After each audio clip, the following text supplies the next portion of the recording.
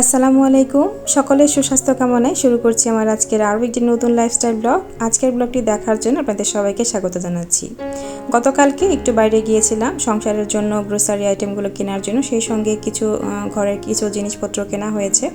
এই যে আমার ডাইনিং টেবিলের যে আগের ট্রান্সপারেন্ট পেপারটা ছিল সেটা নষ্ট হয়ে গিয়েছে, ঘোলাটে হয়ে গেছে, সেজন্য আরেকটা কিনেছি। সেই সঙ্গে ময়দা রাখার জন্য এই জারটা কিনেছে প্লাস্টিকের। আর এরপরেই দেখলাম একটা দোকানে এরকম রাবারের এই যে কয়েন প্লান্ট, সেটা দেখো কিনে নিলাম, ভাবলাম যে ডেকোরেশনের কাজে লেগে যাবে। তো এরপরে কয়েকটা প্লেসমেট কিনেছি, 3টা টেবিলের উপরে গরম খাবার রাখার জন্য। এছাড়া দেখা যায় নর্মালি যদি এরকম ট্রান্সপারেন্ট কাগজের উপরে গরম কোনো প্লেট বা খাবার রাখা হয় তাহলে কিন্তু কাগজটা কুঁচকে যায় এবং তাড়াতাড়ি নষ্ট হয়ে যায়, সেজন্য এই প্লেসমেটগুলো কিনেছি। আর এরপরে এখন আমি ডাইনিংয়ের উপরে কাগজটা বিছিয়ে নিব। এই কাগজটা বেছানো থাকলে আসলে অনেকটা সুবিধা হয়, যেহেতু বাসায় ছোট বাচ্চাও আছে, সেজন্যই দেখা যায় অনেক সময় খাবার খেতে গেলে অনেক কিছুই টেবিলে পড়ে যায়। আর সেই সঙ্গে দেখা যায় কাপড়টা নষ্ট হয়ে যায়। এছাড়া তরকারির তেল ঝোল এগুলো লেগেও কিন্তু দাগ হয়ে যায় অনেক তাড়াতাড়ি। তো এরকম একটা ট্রান্সপারেন্ট কাগজ যদি টেবিলের উপরে থাকে তাহলে কিন্তু সেগুলো ইজিলি ক্লিন করা যায় এবং দাগটাও কিন্তু কাপড়ে বসে যায় না, আর সহজেই সব সময় পরিষ্কার করাটাও হয়ে যায়। তো এরপরে জায়গা মতো টেবিলের উপরে সব কিছু রেখে দিলাম। আর এখন আমি চলে যাব আমার কিচেনে। আমি আজকে কিচেনটাকে ডিপ ক্লিনিং করে নিব। এরপরে গত ভিডিওতে যে দেখিয়েছিলাম আমি কিচেনের জন্য অর্গানাইজার কিনেছিলাম, সেগুলো দিয়ে আমি কিচেনটাকে অর্গানাইজ করব।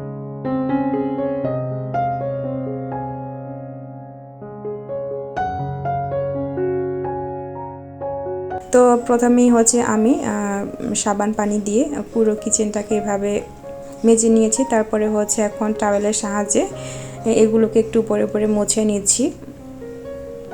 প্রতিদিনই যেহেতু রান্নার পরই কিচেনটাকে ক্লিন করাই হয় হালকা পাতলা করে, তো সেজন্য খুব একটা তেল ঝোল লেগেও ছিল না। কিন্তু ভাবলাম যেহেতু ডেকোরেট করবো, একটু নতুন করে কাউন্টার টপটা নতুন করে একটু গুছাবো, সেজন্যই ভাবলাম যে একটু ভালো করে মুছে নেই, ভালো করে পরিষ্কার করে নেই। আর এখানে আমি কিছু কাচের জার ধুয়ে পরিষ্কার করে রেখেছি পানি শুকিয়ে, তারপরে এগুলোকে উপরে রেখে দিয়েছি। আর এখানে একটা আর্টিফিশিয়াল লতা ঝুলিয়ে দিলাম। রান্নাঘরে যেহেতু অনেকক্ষণ সময় ধরে রান্না করা হয়, তো একটু যদি সবুজের ছোঁয়া থাকে চোখের সামনে একটু প্রশান্তি লাগে, তো সেজন্যই ভাবলাম এখানে এই আর্টিফিশিয়াল লতাটা একটু হ্যাং করে দিই। আর এখন কাউন্টার টপের উপরে আমি যে অর্গানাইজ করার জন্য যে শেলফগুলো নিয়েছিলাম, তো সেগুলো এখানে রাখলাম। তো এগুলো ভাবছিলাম যে আসলে কীভাবে রাখলে ভালো লাগবে বা ব্যবহারের সুবিধা হবে। তো একটু ঘুরিয়ে ফিরিয়ে মনে হলো যেভাবে রাখলে দেখতেও ভালো লাগছে এবং এখানে রাখতেও সুবিধা হবে। এখানে পাশাপাশি আমি 2টো শেলফ রাখলাম। আমরা যারা ভাড়া বাসায় থাকি তারা কিন্তু চাইলেও কিচেনটাকে নিজের মনের মতো করে গোছাতে পারি না বা সাজাতে পারি না। দেখা যায় অনেক বিধিনিষেধ থাকে, ওয়ালে পেরেক ঠোকা যাবে না, এছাড়াও নানান রকমের জটিলতা তো থাকেই। আর দেখা যায় কিছু কিছু কিচেন এত বেশি ছোট থাকে যেখানে কাউন্টার টপের উপরে কোনো কিছু যে রাখবো বা রাখার পরে যে স্পেস থাকবে কাটাকাটি করব সেটাও কিন্তু অনেক সময় থাকে না। তবে আমার এই কিচেনের উপরে কাউন্টার টপটা মোটামুটি জাস্ট চলে যাওয়ার মতো আমার। তো এখানে আবার কোনো ক্যাবিনেট করা নিয়ে যেহেতু, তাই আমার যে স্পাইস জারগুলো রাখতে একটু সমস্যা হয়, তো সেজন্যই এগুলো কিনে নিয়েছি। আর এই অর্গানাইজার শেলফগুলো কিন্তু খুব বেশি উপকারী আমাদের মতো যারা আমরা ভাড়া বাসায় থাকি তাদের কিচেনটাকে একটু গুছিয়ে রাখার ক্ষেত্রে। আর এই তো আমার বাসায় কিন্তু ছোট বড় যে জারগুলো দেখতে পাচ্ছেন এগুলো কিছু আমি নতুন কিনেছি, আর কিছু আমার বাসায় যে জ্যাম কেনা হয়েছে, বিভিন্ন সময় আচার কেনা হয়েছে সেগুলোর সাথে ছিল, আর টুকটাক আমি কিনেছি। আর এই যে এখন সবগুলো আমি রিফিল করে নিয়েছি। তো এখানে আমি ডাল রিফিল করে নিয়েছি। আর আমি এই যে ডাল যে রিফিল করছি এরকম 2টো জার কিনেছি সেদিন যে বাজারে গেছিলাম তখনই, এবং সেই সঙ্গে একটা অয়েল জারও নিয়েছি। আমার যে আগের অয়েল জারটা ছিল সেটা ফেটে গিয়েছে, সেজন্যই দেখা গিয়েছে অনেক দিন থেকে অয়েল জার ছাড়াই নর্মালি যে তেলের ছোট বোতলগুলো ছিল সেগুলো ইউজ করা হচ্ছিল। তো সেদিন আবার গিয়ে এটা দেখে ভালো লাগলো, সেজন্য কিনে নিলাম। আগেরটাও এরকমই ছিল, এটাও বেশ ভালো। তেল ঢালার ক্ষেত্রে দেখা যায় সাইড দিয়ে যে লিক হয়ে যায় সেটা হয় না, তোমার কাছে বেশ ভালো লেগেছে। এখানে আমি একে একে বাসার সব যে জারগুলো আছে কাচের সেগুলো আমি রিফিল করে নিচ্ছি, বিভিন্নটাতে বিভিন্ন রকমের জিনিস রাখছি আমি আমার সুবিধা মতো।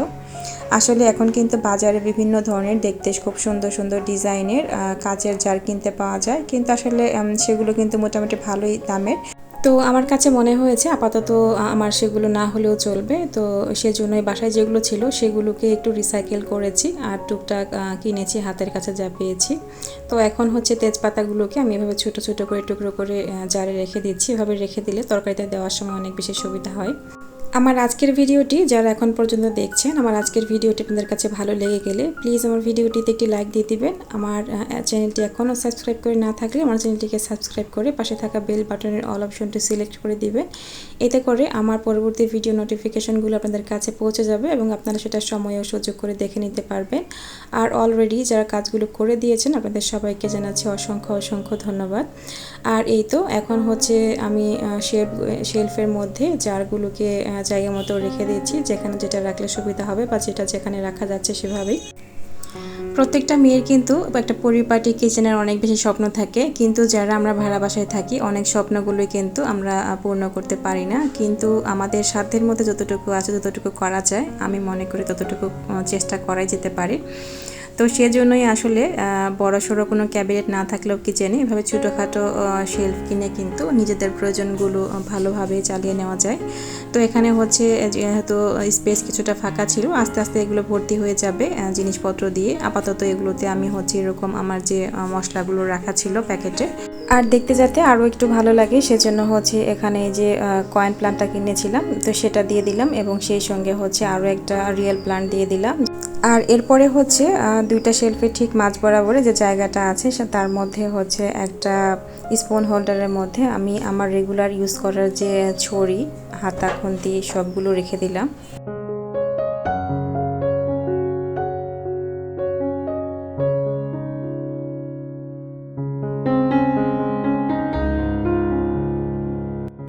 আর এই তো এর মধ্যে কিন্তু আমি সবগুলো জিনিস দিয়ে আমার মনের মতো করে এবং আমার সুবিধা অনুযায়ী কাউন্টার টপটা গুছিয়ে নিয়েছি। এবং এরপরে যেহেতু এখানে রিফিলের কাজ হয়েছে তাই একটুখানি টুকটাক পড়েছিল যেগুলো, সেগুলো মুছে নিলাম।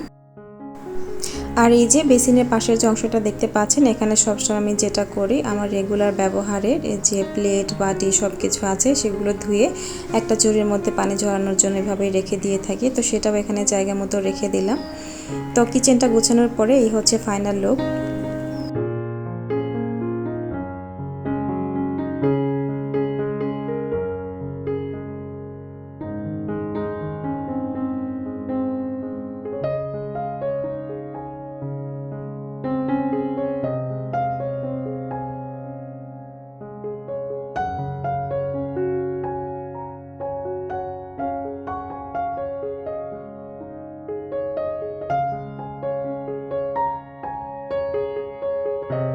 তো কাউন্টার টপটা নতুন করে গুছানোর পরে কিন্তু আমার কাছে দেখতে বেশ ভালো লাগছে, একদমই গুছানো আর পরিপাটি মনে হচ্ছে। আপনাদের কাছে কেমন লেগেছে অবশ্যই কিন্তু কমেন্টের মাধ্যমে জানাতে পারেন।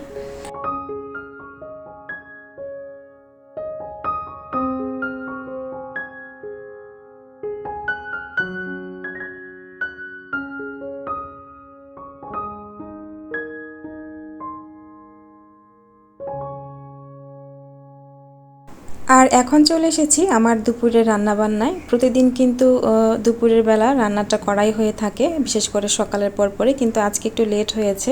তো যাই হোক, তো কিচেনটা গোছানোর পরে মনে হচ্ছিল না যে এখানে কোনো রান্নাবান্না করি। যেদিন কিচেনটা মনের মতো করে গুছাই বা বাসাটা মনের মতো করে গোছায় সেদিন মনে হয় যে সব কিছুভাবে গোছানোই থাক, একটু যাতে এদিক সেদিক কোনো কিছু নড়চড় না হয় বা যে একটু যাতে ময়লা না হয়। কিন্তু কিছু করার নেই, যতই কিচেনটা গুছিয়ে রাখি না কেন রান্না তো করতেই হবে এখানে। আর এখানে রান্না করব বলেই তো কিচেনটাকে এত মনের মতো করে গুছানো বা এভাবে অর্গানাইজ করে রাখা। তো এই তো এর মধ্যে হচ্ছে আমি রান্না বসিয়ে দিয়েছি। এখানে হচ্ছে আমি খাসির মাংসটা রান্না করে নিয়েছি আর এরপরে রান্না করব সবজি। আর সবজিটা হচ্ছে আমি অফ ক্যামেরাতে কেটে নিয়েছি।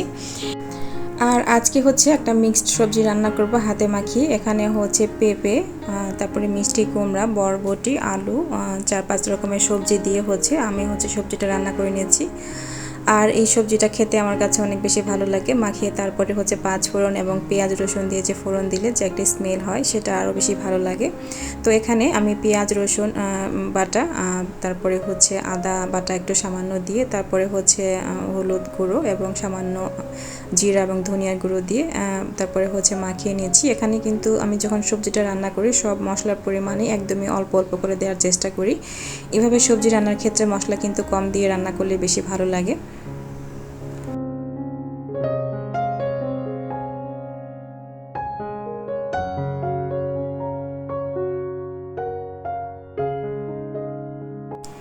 আর এখানে হচ্ছে সবজিটা পাশের চুলে বসিয়ে দিলাম এবং পাশাপাশি কিন্তু মাংসটা কষানো হয়ে গিয়েছে অলমোস্ট। আর এর মধ্যে কিন্তু সবজি রান্নাটাও অনেকটা হয়ে গিয়েছে, সবগুলো সবজি ভালো মতো সিদ্ধ হয়েছে। এরপরে হচ্ছে জাস্ট 5 মিনিট রান্না করে সবজির কালারটা যাতে ঠিক থাকে, ঠিক সেই অবস্থাতেই নামিয়ে তারপরে হচ্ছে এগুলোকে ফোড়ন দিয়ে নিব। আর এখানে মাংসটা কষানো যেহেতু হয়ে গিয়েছে, এখানে হচ্ছে আমি একটু ঝোল দিয়ে নিচ্ছি।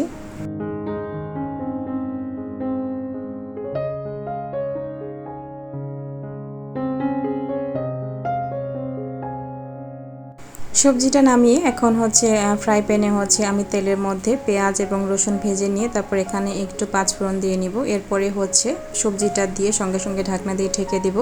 আমি সবসময় এটা ফলো করি, যখনই আমি যে কোনো কিছুর ফোড়ন দিই দেওয়ার সঙ্গে সঙ্গে তাড়াতাড়ি করে ঢাকনা দিয়ে ঢেকে দিই। এতে করে স্মেলটা, ফোড়নের যে স্মেল আছে সেটা খুব সুন্দরভাবে খাবারের মধ্যে ছড়িয়ে পড়ে এবং কিছুক্ষণ পরে আমি ঢাকনাটা উঠিয়ে তারপর নাড়াচাড়া করে তারপরে হচ্ছে সবগুলোর সাথে মিশিয়ে নিই। তো আজকে কিন্তু আমার রান্নাবান্না মোটামুটি শেষ হয়ে গেল। সেই সঙ্গে হচ্ছে আমার আজকের ভিডিও থেকে এখানে আপনাদের কাছ থেকে বিদায় নিয়ে নিচ্ছি। প্রত্যেকে ভালো থাকুন এবং সুস্থ থাকুন। পরবর্তী ভিডিও দেখার আমন্ত্রণ রইল। আল্লাহ হাফেজ।